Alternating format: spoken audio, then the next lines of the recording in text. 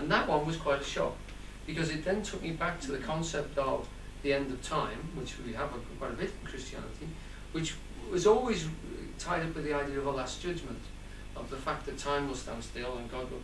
But if you see it as a personal thing, that for some people they've stepped off and they are no longer in time as we are, then you can understand people like Halliday and like Tolle talking from this different point of view. Because for them, time is not the same. Now, the next bit is just about that now concept, because it's important because of what we're moving towards. So, the next quote I'll read, because I've almost given it away. This is Tolle talking about the Bible. And what is God's self-definition in the Bible? Did God say, I have always been and I always will be? Of course not. That would have given reality to past and to future. God said, I am that I am. No time here. No time is being mentioned. Just pure conscious presence. So God is saying He is conscious presence being conscious presence. And Tolle is saying, and Halliday is saying, that when you're in that state of reflexive self-consciousness, then you are God in that particular place. I don't think it's a sheer accident that Eckhart Tolle changed his name from Ulrich Tolle to Eckhart. Because Meister Eckhart is very famous for having said, the eye that I see God with is the same eye that God sees me with. Okay? Which is consciousness. Reflexive consciousness. Presence. Light. Emptiness. Okay? So, the echoes of those things are coming together. Now, what is being said here is a thing which constantly fascinates you in Zen. Because the Zen guys don't philosophize very much, what they do is they come out with pithy sayings that are really, really difficult to understand, but make you stop and think. Now, one of the essence of the ways of working in the Rinzai technique is to use koans, or words or phrases which are meant to make you concentrate until your mind snaps. They do deliberately. Tolle talks about the fact that that suffering, that dukkha, that pessimism can be driven to such a state of intensity that it snaps and won't work anymore. Whether it's a brain function, whether it's actually something that the fact that you can blow synapses completely. Eugene used to say, if you blow synapses, your mind becomes free. It doesn't stop working, it stops working along the tram lines that you've set into it. He used to say, if you go in a certain behaviour pattern, around and round, say it's smoking or eating creams cakes or Eccles cakes, which is a personal reference, you get into a routine, which becomes a rut. Which, if you've ever played rugby on a wet field and then come back the week after when it's been frozen, and you can get those ruts are like concrete. You can't not run along them. Or you get your bike stuck in a tram line, you can't get out. You know, you get carried along in a particular pattern. It then becomes extremely difficult to break out because the energy is flowing in a particular direction and it's taking you with it. Eugene used to say, it carries on. You then start to engrave it. And it finishes up as your grave. It buries you. And that's what our processes of thinking and our lifestyle can do to us if we don't break out of the routine, the rut, the repetitious format and pattern of the way we think, feel and act. We have to constantly break it, or those levels will establish themselves in it. If you start with a habit that then becomes a routine, that then becomes a rut, and then becomes engraved, it becomes a graven image, it then becomes your grave. It buries you. Your life is no longer living, you are being lived by this routine that you've established. Tuesday mornings I always do this, Friday afternoons I do that. And then that becomes so set that when it's broken, or if it's broken by situations, and the world is very good at smashing those things for you, your life is lost until you can re-establish another routine or set that in. Now the process of that, to break out of that, we have to put ourselves in the now.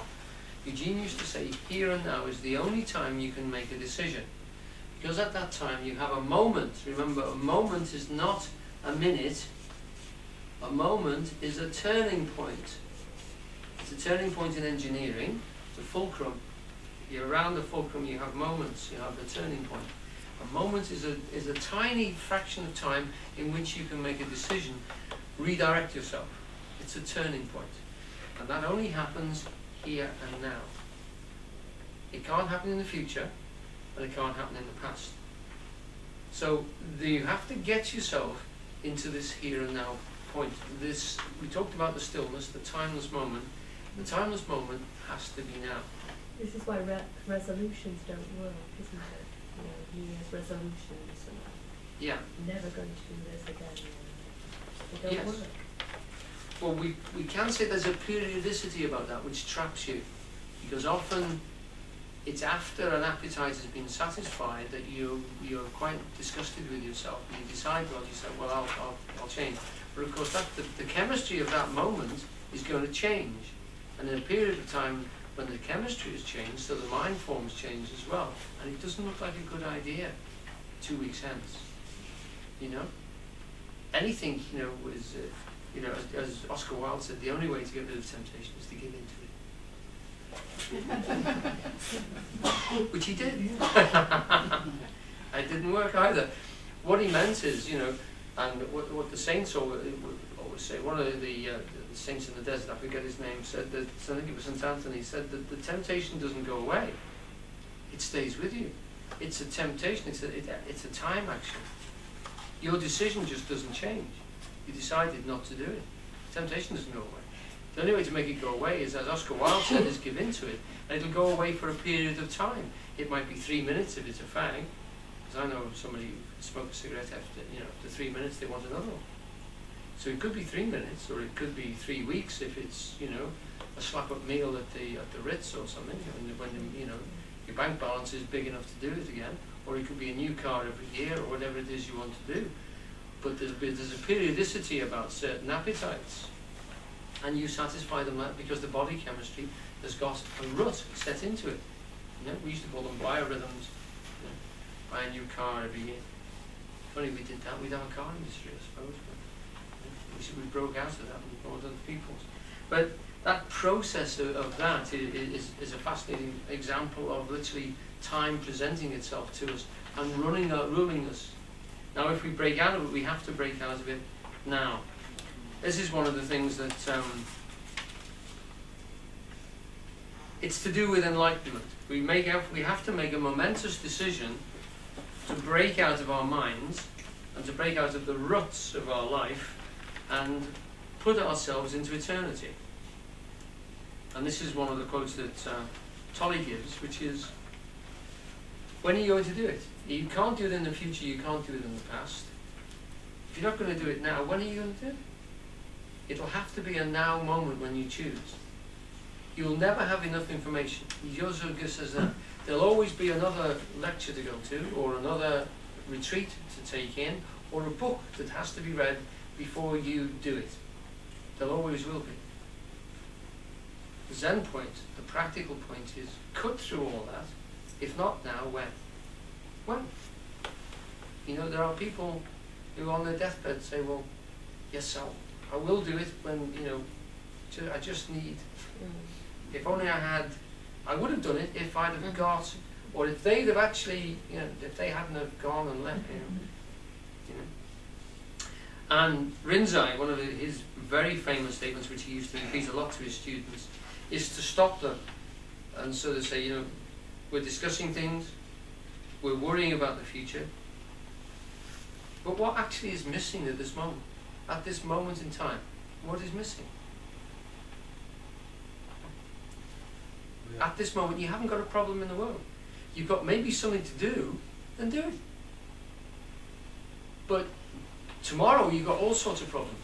And maybe even later on this evening, there's really big momentous things that, what do you have to do now? And when you get to them, there'll be a now as well, and there'll be something to do. And you'll just do it.